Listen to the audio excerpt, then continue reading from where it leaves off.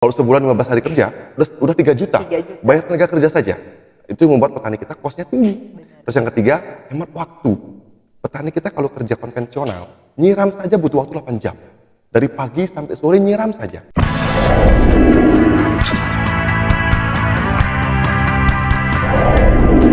Halo kawan Baper, bertemu lagi dalam podcast Baper, Baomong, Pertanian, Peternakan.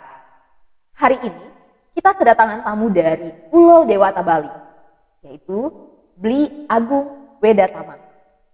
Bli Agung Wedatama ini adalah seorang ahli IT, tapi sangat menyukai pertanian.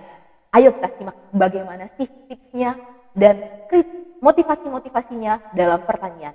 Halo, selamat pagi Bli Agung Wedatama. Selamat pagi, salam sehat, kaya luar biasa, salam petani muda keren buat semua sobat.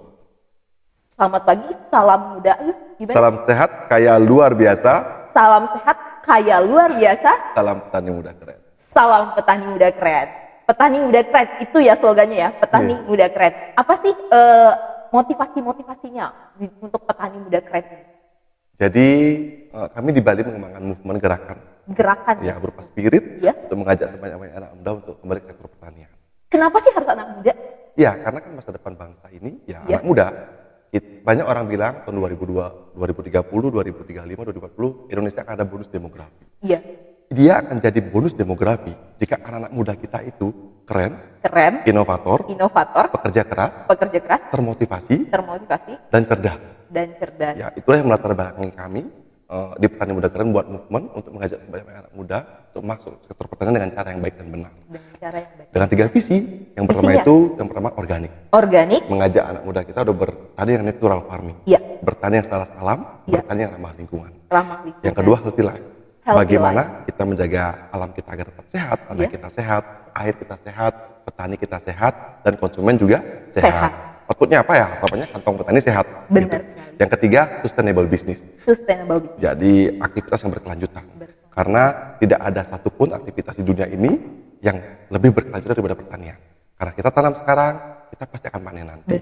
Gitu. Jadi itu tadi terkait bonus demografi, jangan sampai nanti di 2030, 2040 Indonesia bukan mendapatkan bonus demografi, tapi beban demografi. Karena kalau anak muda kita sekarang kebanyakan main TikTok, kebanyakan goyang-goyang begitu, tanpa tahu apa yang harus dilakukan, ya kita akan mendapatkan beban demografi. Tapi dengan kita mengajarkan anak muda kita untuk bertani, beternak, melakukan hal positif untuk alam dan lingkungan, ya semoga Indonesia ke depan bisa menjadi negara maju di dunia. Semoga ya, kita berharapnya kayak gitu ya.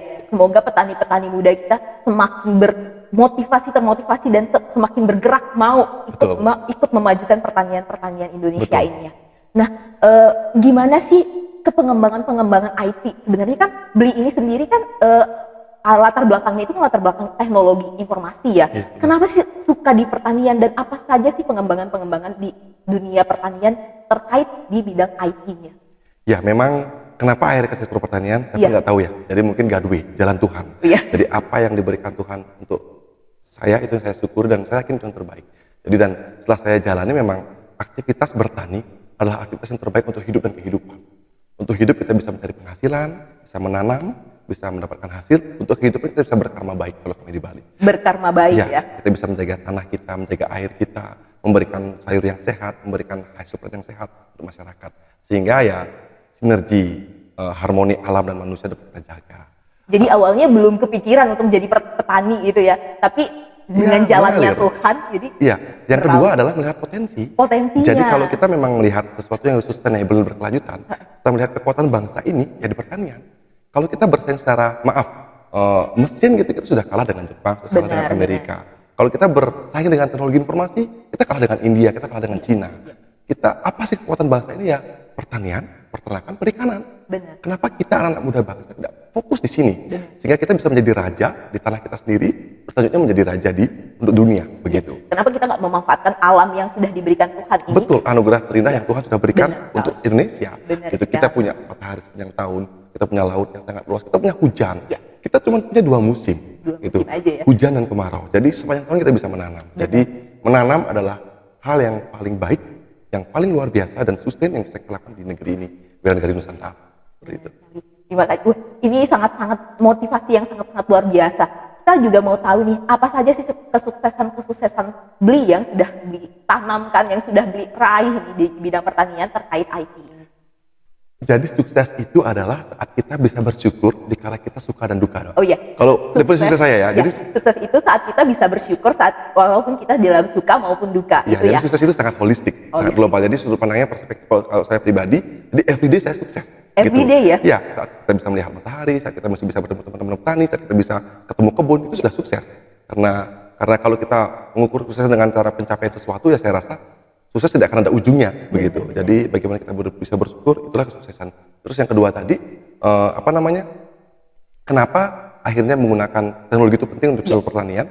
Memang agar kita bisa bersaing di era 4.0. Karena kan sekarang ini sudah society-nya 5.0, teknologinya 4.0 gitu. Jadi di mana-mana mekanisasi dan IoT itu sudah berkembang.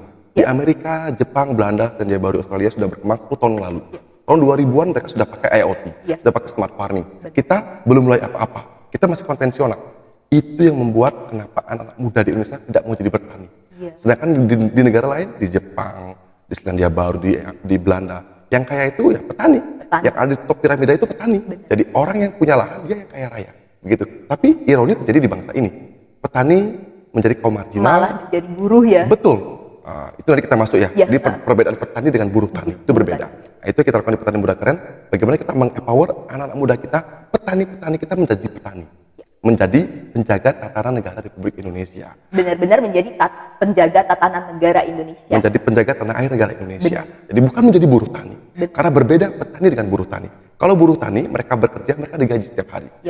Mereka mendapat upah bulanan 1 juta, 1,5 juta. Mereka akan bisa berkembang. Bagaimana seorang ayah, seorang keluarga cuma dapat penghasilan 1 juta sebulan untuk menyekolahkan anaknya sampai kuliah? Mustahil. Tapi jika mereka jadi petani, mereka menanam, mereka menghasilkan sesuatu, mereka bisa menjual. Jadi harapan untuk sejahtera itu mungkin, sangat possible. Apalagi tadi ditambah dengan smart farming. Maksud lagi, kenapa harus pakai smart farming? Karena dengan smart farming kita bisa efektivitas sampai 70%, Mbak. Sampai 70% ya? 70%. Satu, hemat air. Air yang biasa, apalagi di NTT ya, air sulit gitu. Ya, dengan precision farming kita bisa mengukur air sehingga air bisa lebih kita maksimalkan. Yang kedua, cost tenaga kerja. Petani dengan 10 area lahan, 1000 meter persegi, apalagi sampai 1 hektar, 1000 meter saja di Bali perlu 1 atau 2 tenaga kerja tambahan. Tapi dengan smart farming itu bisa dihilangkan. Bayangkan, 1 tenaga kerja kalau kami di Bali 100.000 rupiah. 100.000 ya. Kalau 200.000. Kalau sebulan 15 hari kerja, udah 3 juta. Bayar tenaga kerja saja. Itu yang membuat petani kita kosnya tinggi. Terus yang ketiga, hemat waktu. Petani kita kalau kerja konvensional, nyiram saja butuh waktu 8 jam. Dari pagi sampai sore nyiram saja. Setiap hari harus di kebun nyiram. Bayangkan, lelah jadi petani, capek jadi petani, panas, hitam jadi petani. Itu yang membuat anak muda kita tidak mau bertani. Tapi dengan pakai smart farming, cukup dengan pencet tombol, nyiram otomatis, gitu, cukup butuh waktu setengah jam saja. Jadi selesai. Jadi 7 jam saving time untuk melakukan hal yang lain.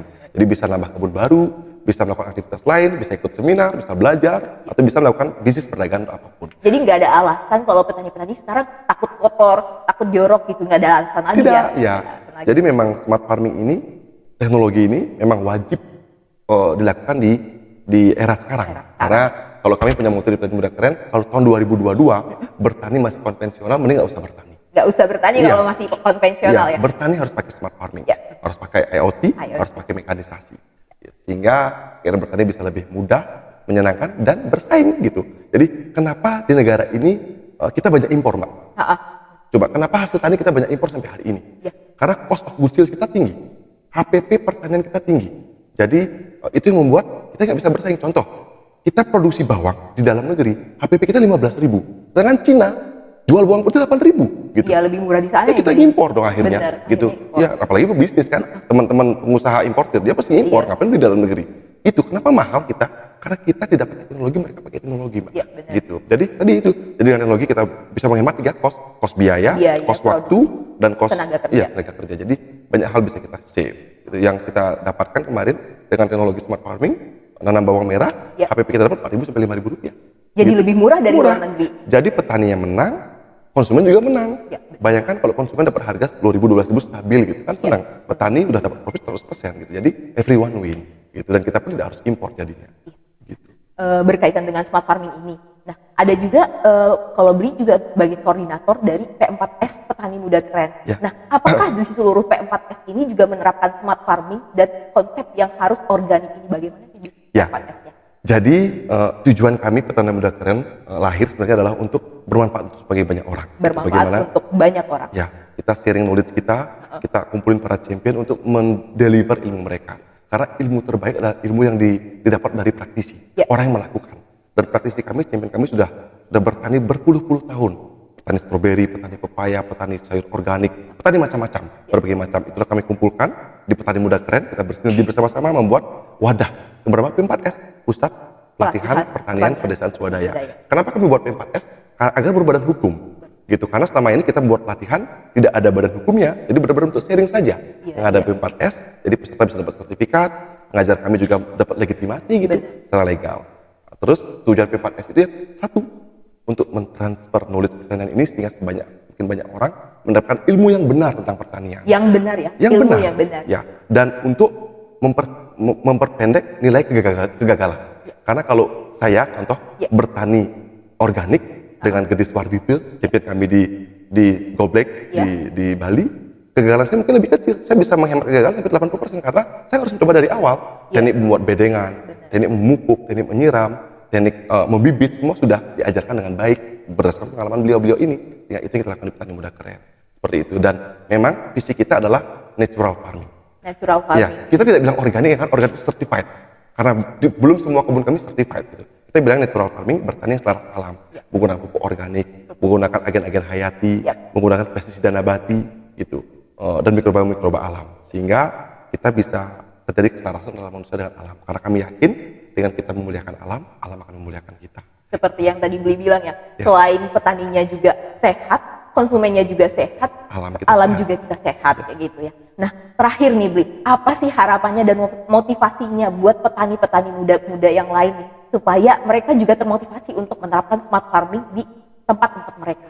Jadi memang sekarang, apalagi di masa pandemi, pandemi ini 2 tahun ini, tidak ada satupun aktivitas yang tidak terdisrupsi oleh pandemi. Cuman pertanian yang aman, yang bertumbuh terus. Hampir semua orang jadi petani. Sahabat kami di Bali, kerja hotel, restoran, pariwisata, semua jadi petani, Mbak. Karena udah COVID nggak ada pekerjaan lain. Betul. Dan esensi manusia kan cuma 2. Satu bertahan hidup, 2 berkembang biak. Benar. Gitu. Sifat dasar manusia. Untuk kita bisa bertahan hidup, kita perlu makan. Ya dengan bertani gitu. Jadi memang inilah sudah diberikan gambaran oleh Tuhan, oleh pandemi ini, ternyata pertanian adalah masa depan. Gitu. Nanam sekarang nanti akan panen. Oleh sebab itu buat anak-anak muda, teman-teman muda NTT dan seluruh Indonesia, mari menjadi petani sekarang. Mari menjadi petani sekarang. Menjadi petani muda keren dengan penerapan teknologi smart farming. Gitu. Bukan masalah bisa apa tidak, tapi masalah mau atau tidak. Karena kalau mau pasti bisa. Di NTT kita punya Mas Kristianus, abang kita tercinta luar biasa. Di Bali ada saya dan teman-teman. Di Jawa Barat kita ada Kang Sandi. Terus di di Kalimantan kita ada Kang Husni.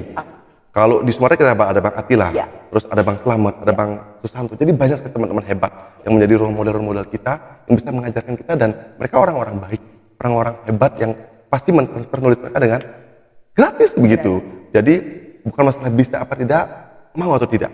Jadi kalau mau pasti bisa. Terus yang kedua, apapun yang terjadi dalam hidup kita, semakin besar masalah kita, semakin besar tantangan kita, yakinlah, semakin besar tantangan, semakin besar kemuliaannya. Semakin besar masalah, semakin besar potensinya. Jadi tetap semangat menjalani hidup, jangan pernah menunggu badai berlalu. Jangan pernah menunggu badai berlalu. Karena badai selalu datang.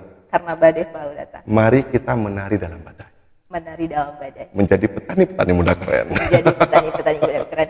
Nah, begitu Sobat Baper, jangan lupa, karena katanya jangan menunggu badai datang, tapi tetaplah bertahan dalam badai itu. Karena apabila kita bertahan dalam badai, semakin banyak tantangan, maka potensi kita akan semakin besar lagi. Jangan lupa untuk tetap menonton Baper, Omong Pertanian Peternakan dengan narasumber-narasumber yang semakin keren dan informasi-informasi yang semakin keren. Terima kasih.